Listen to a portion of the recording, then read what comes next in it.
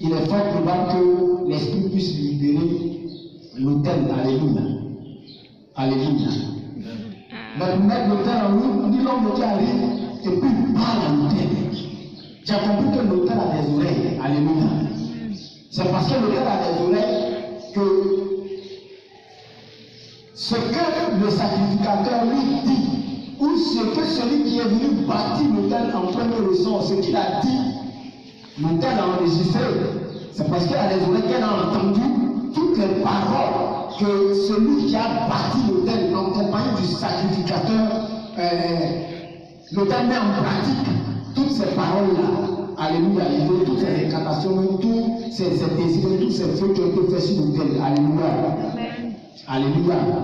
Alors je pense que ce matin nous allons véritablement prier le Seigneur et nous allons nous attaquer aux endroits de façon précise, aux différents lieux où l'autel avait été bâti. Bien aimé, dans nos différentes familles, dans nos différents villages, bien heureux, il y a des endroits où les gens faisaient leur adoration. C'est là que l'autel a été bâti. Alléluia.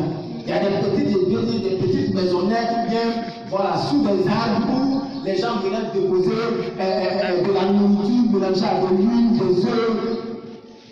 C'est là que l'autel était bâti. Où on déposait les petites la nourriture. C'est là que l'autel était bâti. Alléluia. Alléluia. Amen. C'est là que l'autel et l'esprit était. Alors, nous allons prier. Et nous allons nous déporter en esprit dans ces lieux-là, afin de mettre aussi en ruine l'autel. Alléluia. Comme Dieu l'a fait dans cette parole-là, dans le livre de 1 Roi, le chapitre 13, il est venu, il a parlé à l'autel, il a dit que l'autel s'est fondu et la cendre est sortie. Mais l'autel est devenu de la cendre pour dire que l'autel est tombé en ruine carrément.